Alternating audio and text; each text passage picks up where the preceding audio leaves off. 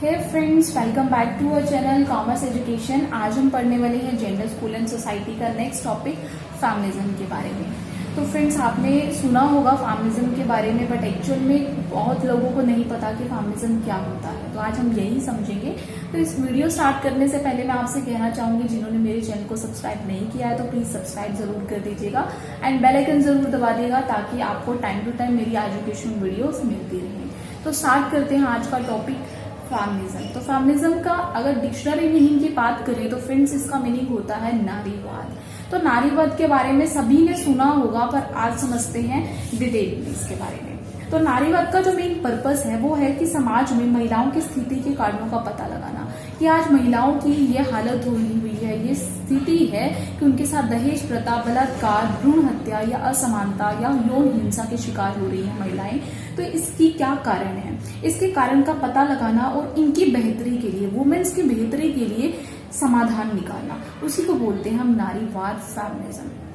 क्योंकि नारीवाद यह बता सकता है कि कौन से समाज में नारी सशक्तिकरण के लिए कौन कौन सी रणनीति अपनाई जानी चाहिए, मतलब हमको कौन कौन से स्टेप्स लेने चाहिए, कौन कौन से टैक्टिक्स, हथियार अपनाने चाहिए कि वुमेन एम्पावरमेंट पर ज्यादा फोकस किया जाए। क्योंकि आप देखेंगे कि महिलाएं किसी भी मामलों में पुरुषों से कम नहीं है, क्योंकि इसके बावजूद भी अगर हम देखें, उन्हें सभी अवसरों से वंचित कर दिया जाता है, उन्हें सभी अवसरों से दूर किया जाता है। क्योंकि अगर आप वर्क प्लेस पर देखें तो वहां पर भी वो कहीं ना कहीं हिंसा का शिकार होती है, हैरेसमेंट का शिकार होती है। तो इस तरीके से जो वुमेन्स को इतना ज्यादा इनइक्वालिटीज क्रिएट की हुई है मैन के कंपैरिजन में, तो इन सब पर फोकस किया जाता है फेमिनिज्म के, राइट। तो अब अगर हम बात करें, फेमिनिज्म कई तरीके का होता है, liberal feminism, radical feminism, eco feminism and Marxist feminism. इस तरीके से साइको एनालिटिकल फेमिनिज्म, बहुत सारे फेमिनिज्म हैं। हम धीरे धीरे एक एक वीडियो में इसके बारे में पढ़ेंगे। तो अभी हम बुक में पढ़ते हैं कि क्या लिखा है फेमिनिज्म के ऊपर।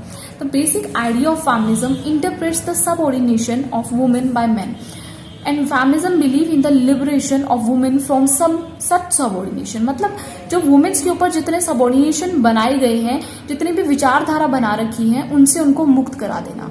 And they argue that it is only possible through the annihilation of patriarchy and consequently it will be result in a world which understand the social location of a woman।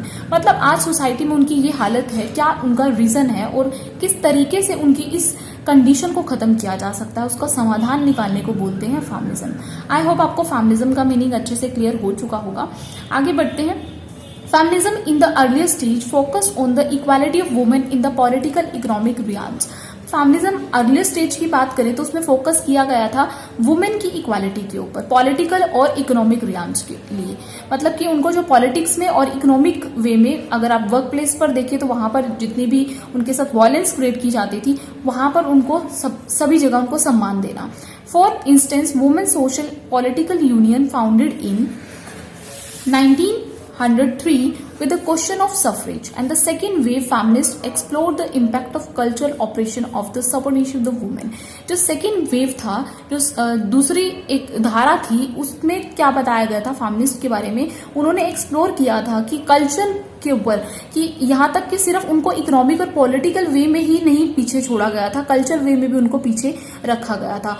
And feminism reject the notion of universalised male and advocate their understanding based on experience and identities. उनकी identity और experience के base पर male और female में जितनी भी inequalities create की गई थी, फेमिनिज्म ने कोशिश की थी, ये नारीवाद ने कोशिश की थी कि उन सारे इनइक्वालिटीज को रिजेक्ट कर दिया जाए, खत्म कर दिया जाए।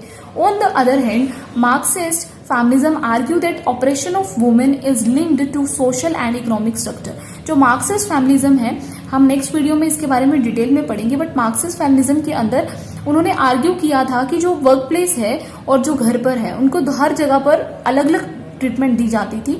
तो उन्होंने सोशल और इकोनॉमिक स्ट्रक्चर के ऊपर बात की थी मार्क्सिस्ट फेमिनिज्म ने।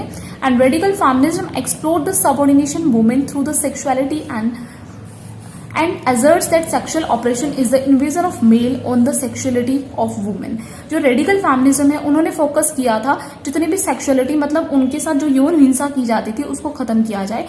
And psycho analytical stream of feminism focus on the subjectivity of women with in the culture field of sex. And अगर साइको एनालिटिकल और इको फेमिनिज्म की बात करें तो उन्होंने बोला था कि जिस तरीके से हर पर्सन अपने आप की बेनिफिट के लिए पर्यावरण को नुकसान पहुंचाता है, एनवायरमेंट को नुकसान पहुंचाता है, उसी तरीके से जो पुरुष है वो महिलाओं पर अपना जोर चलाता है, उन पर अपना हक जमाता है। तो इस चीज को खत्म करने के लिए साइको एनालिटिकल फैमिलिज्म चलाया गया था। And socialist feminism examine that the relationship between capitalism and patriarchy and the homogeneous as well as universal feminism models are being challenged by the difference based on the sexual orientation, race, caste and so on।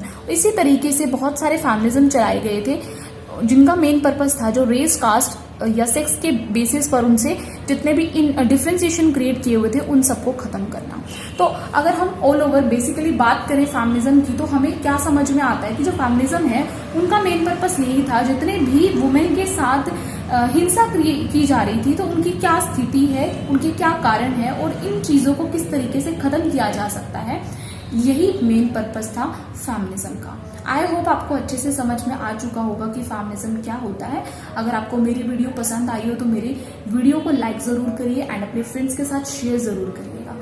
Thank you friends, इसी तरीके से मेरे channel के साथ बने रहिए and support me. Thank you so much.